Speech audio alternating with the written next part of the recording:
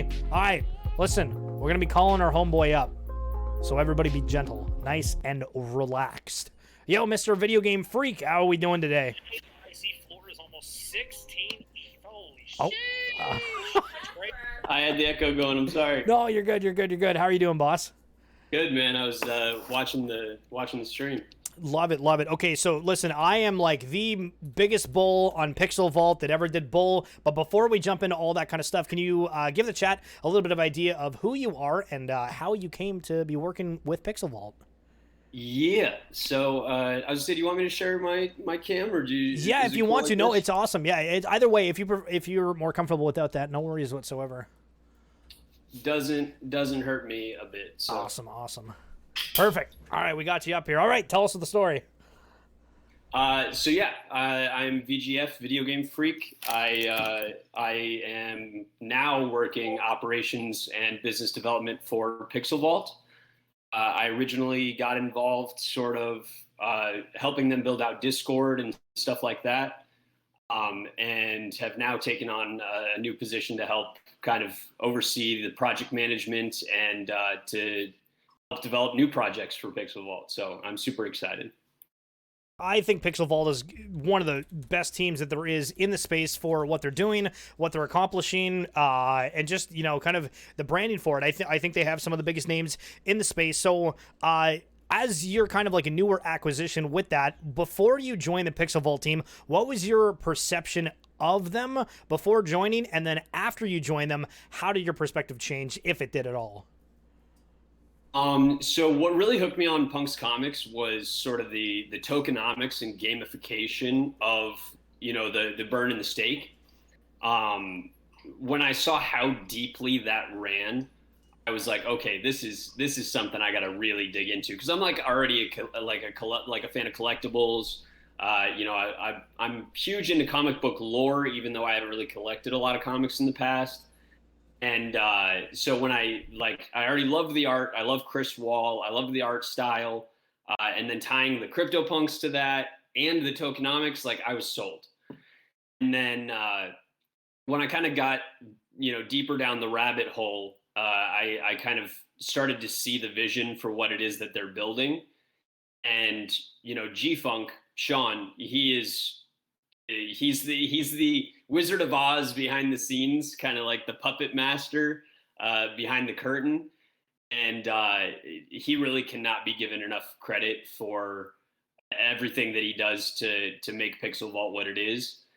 And if I weren't already bullish on Punk's comics and Pixel Vault prior to joining the team, I most certainly am now. You know, Beanie kind of does his good job of being the information leaker and you know, kind of that you know, spoiler of you know, all things kind of happening behind the scenes, doing his teasing.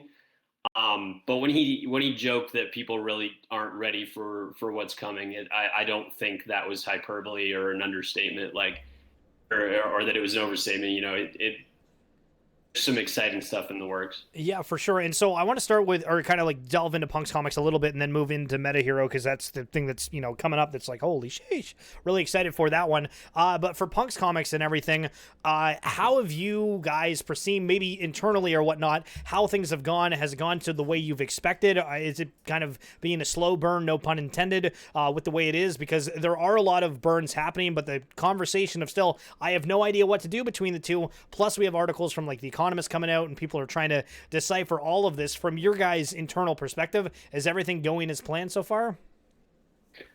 So as far as the timeline kind of went, it was a really interesting sort of process, because all of the pieces kind of have to fall like dominoes. Like, one thing has to happen first. Like, you have to do the burn before you can do the stake, so that like the people that burn can't redeem for the physical, and, you know, you kind of got to follow it all the way down the line.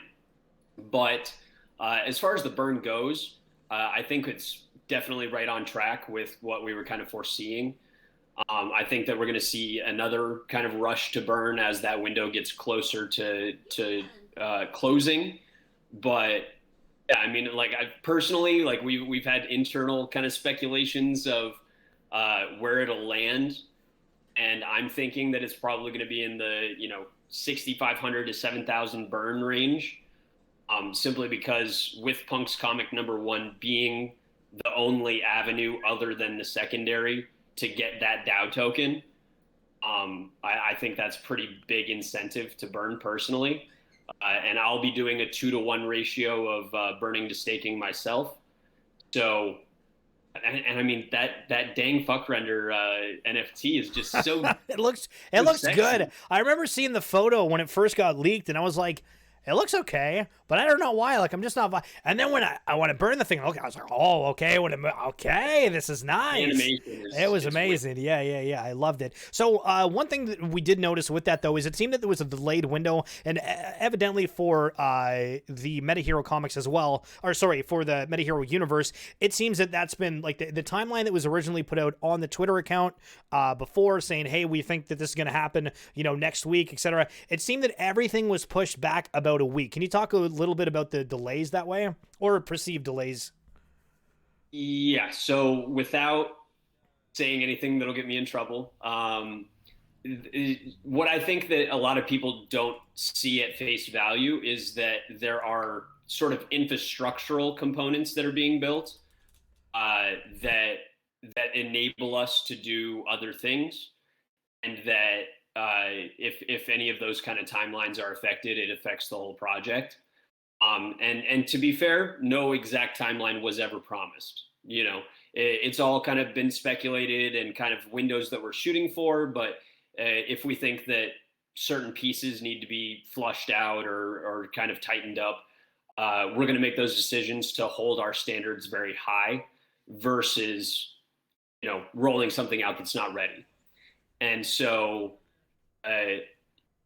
using my words carefully here, okay, so I'll use the example of the Mint Pass. With the Mint Pass, there's pieces of the building out of that facet, that piece, to enable all Punk's comic #1 holders at the time of that screenshot window to be able to claim their MetaHero without having to have off to the gas wars kind of thing. I think that was brilliant. Yeah, I love the Mint Pass idea. Yeah, so that as sort of like an infrastructural piece took development time. It wasn't just something that we were going to roll out on Discord and say like, hey, here, claim your thing. It's really kind of like an infrastructural component that had to be built out. And so in that, when those kind of timelines either get delayed or bumped out or whatever it is, it kind of, pushes everything down the line a little bit. But I'm extremely confident. I think for anyone that has gone through the burn window process of kind of burning your token and how fluid and easy that process was in burning your token and minting your new token in one fluid process. We're looking to do as seamless of a transition for the MetaHero project as well, and for the Mint Pass. So that's kind of the bar of expectation that we're setting. That it's the polar opposite of low effort. It is very, very high effort, and that we really want that process to be as seamless as possible. So it's a very high bar and expectation that we're setting for ourselves. Love it. And for the comics, can we just talk about like the timeline a little bit about what's coming up? Because obviously the claim window for the comics is coming up. Do you know kind of like the details for that? Is it something where we're just going to have to click enter all of our information and then it's going to be a done deal, or kind of any insight for it? Yeah. So again, without promising an exact time frame or window, we're really putting a high priority on people's anonymity and security of the data and information. So that's the part that's really being flushed out right now, so that it's not like, here, fill out this Google sheet, even if long story short, protecting people's anonymity and their information where they'd like these things to be sent. Definitely exploring possibilities of like educating people on how, if they're not comfortable giving away their personal information for like their home or their home address, how they could set up, a PO box and stuff like that to still protect that anonymity even one layer further. So yeah, it's all things that we're really thoroughly and deeply considering. And so we really want to do it right and do it well. And so when it does come time to redeem for those physicals, I'm so excited for people to see these. Um, yeah, I think it'll be a collecting experience like most people are unfamiliar with. So like I when for anybody that's collected comics in the past, you know, you usually get, you know, the little cardboard sleeve and, you know, like maybe a layer of plastic, you know, to wrap it. And we appreciate that for a lot of collectors, this is potentially a very high value item, if not high value, you know, very sentimental. Yeah. It's very, for a lot of people, I think the first physical that they're claiming associated to an NFT, you know? And so we're doing a lot to protect people's investments, and we want them all to be received safely and in very good condition. And so we're doing just about everything we can to deliver these in very good shape.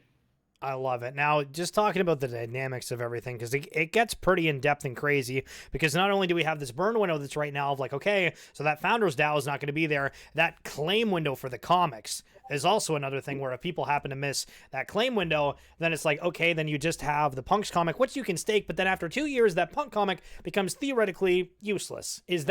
Am I thinking of that in the right way, or is there going to be anything worthwhile for people after 2 years holding that Punks comic, or is that something just kind of be determined?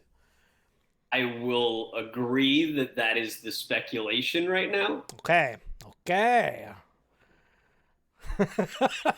ED.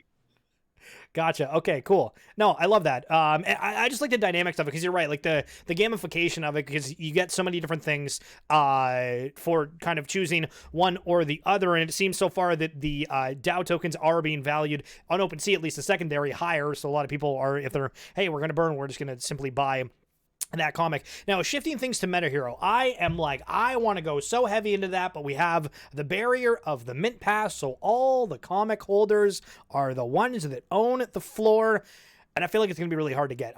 We've heard speculation of people saying, oh, it's going to be like half a ETH or higher, it's, you know, diamond hands, all this kind of stuff for the game, but can you talk us a little bit through what MetaHero Universe is going to be? Ooh, not really. Not really. Okay, no, fair enough. So no, so like at its face value, it is a profile picture generative art project, with the primary artists being, you know, Chris Wall, the DC Marvel comic book artist, also, you know, with his involvement with, you know, Mad Magazine and all that, like just a ridiculously talented artist. You have Odious, who is just a freaking wizard, and then with all of like what the largely overlooked aspect of it is that it's actually generating these at the time of mint. So all of the different attributes, all of these different pieces are being generated at the time of mint, and you're going to see the attributes for your character. It's not like a blind mint that's being released at a later time, or that there's going to be a reveal. Like you mint it, it's generating the attributes in the profile or like the picture at that time, and then you'll be able to see what you have. And that is very difficult to do, let alone do well, especially if something as complex and with as many attributes and layers as we are doing. And so I just really want to give kudos to you know, Manny, Odious, Chris. Like these guys are, again, it is the polar opposite of a low effort project. And I think when we are able to talk more about what's going on the back end to provide utility and value to those characters, it's going to be very exciting. Listen, I'm all in. I think I got like 12 things collectively between the comics and the DAO. I'm really, really excited for it. And I'm just curious from like, you know, your personal take when you're looking at the scenes of the entire NFT space. Obviously, Beanie has a lot of hot takes. But for you, how do you see things kind of playing out right now with CryptoPunks going insane, with Bored Apes going for a hell of a lot? Again, we have the Christie's auction coming up. What's your personal take on like the entire space right now? So it's really interesting because we've been speculating that something like this would happen for months, right? Like we've been waiting for this sort of on ramp opportunity that we would see this huge influx or deployment of capital, whether it was coming from the crypto side, where they're seeing NFTs as a way to kind of deploy that crypto that they've been sitting on without an outlet, that without off ramping it, that kind of thing, or if it was, a huge influx from institutional investors or VCs or funds, whatever it is. And I think this is kind of that tipping point where we've, over like the last, week or so, seen for the first time, like at scale, people buying up, millions and millions of dollars worth of the floor. Whether it's Vince Van Doe, 3AC, 0x650D, like these are individuals, if not, like a couple of funds that are deploying a few $1,000,000 worth of capital. And in the grand scheme of things, that's so microscopic.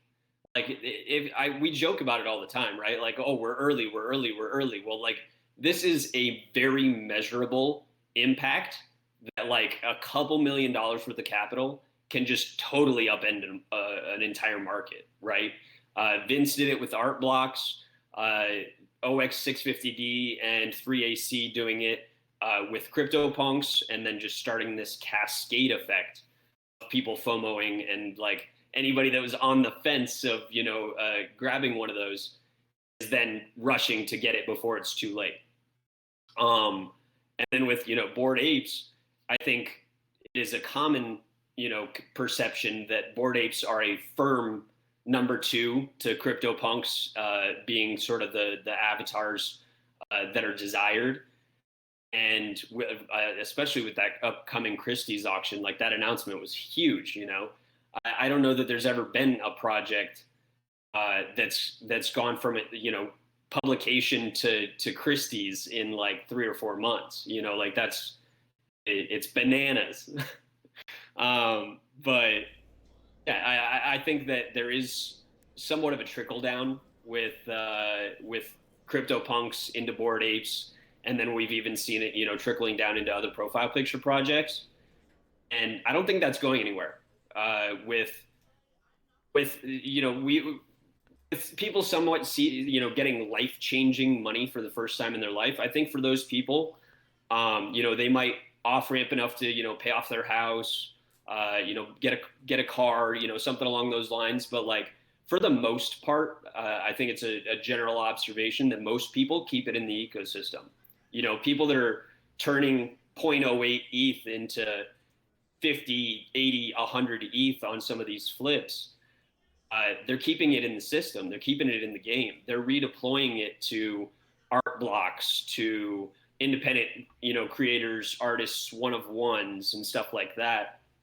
And it's really kind of one of those, rising tides lift all boats kind of thing. And as we see more and more capital coming into NFTs, I think it'll follow that trend. But there is something to be said that I don't think this is a game that lasts forever. That we will see somewhat of a pullback on many projects, whether it's not providing the back end utility and value in their roadmap long term. But for those few that can kind of catch that fire, like Bored Apes have, it'll be kind of something special to see. I love it. Now, blockchain question in a way here is, the conversation's kind of been, all right, well, for Ethereum, the gas fee's annoying as hell. Like, oh, that's going to be like the one kind of downfall for Ethereum. People are going to move to some of these other ones. And obviously, we're still a while out. We're early in the game, as everyone says. But do you personally think that ETH is king? It's done deal. That's the one that we're going to go with. Or do you think that there is room for some of these other blockchains to really kind of pop off? Because obviously we've seen Top Shot do really, really well in Elevate Flow blockchain. And I definitely don't think that's going anywhere. But on the grand scale of things, where is ETH in your mind? I do think ETH is still king. But that being said, I don't think it is an or argument. I think it's an and. like we see, I look to Palm as another really good example, like with what they did with the Space Jam and the Damien Hirst drop. Their entire like long-term vision is to provide this opportunity to bridge the gap of lower, transaction and mint fees until Ethereum gets there, with their end goal being that they will be an Ethereum shard. So I do think that Ethereum kind of left the door open for these sort of side chains, L2s, all these kind of things to step up and fill that gap. But all those roads still kind of lead back to Ethereum. Ethereum has the culture right now, right? Ethereum has the most ongoing development projects. It has it has the culture. It has the NFTs. It had not that some of these others don't, but that in a lot of ways the roads lead back to ETH. And in that way, I don't know that it can be cemented as in 100 years it's still number one, but at least in the very short term, I think it's disproportionately head and shoulders ahead of everything else. Love it. All right, so final question that we have here, and guys, if you're wanting to follow VideoGameFreak on Twitter, just posted his link up in there. Super knowledgeable. Holy sheesh! You see some tweets, but then when you get to actually hear the voice, it's a whole nother ball game for that. But with MetaHero Universe, we're waiting for the launch or the release of that. Do you have any insight of when that's potentially going to come out? So it'll likely be, so once we have the firm date for the Mint Pass, that's when we will kind of have a little bit of a harder, firmer roadmap. I don't want to, promise anything in particular, because chances are that would be shooting myself and the team in the foot. But we're aiming, in the very near future. We still have, a lot of the stuff going for PUNKS Comics. But getting some of that excitement and that hype for MetaHeroes, we are just as excited as many of the collectors are to get our hands on them too. And I mean, me personally, like, my name's VideoGameFreak. I want to play games, right? Yeah, for sure. So I'm very excited when we can share more about the utility and the gamification. I think it'll be something really special to share. But yeah, I wish I could share more at this point, but it's really going to be something to keep your eyes out for. Hey, if you got any more leaks, you know where to bring them. I really appreciate it, dude. Thank you so much. Hope to have you on again sometime soon, but enjoy the rest of your day. Appreciate you, man. Thank you. All right, guys, that's a VideoGameFreak from the Pixel Vault team. Holy sheesh.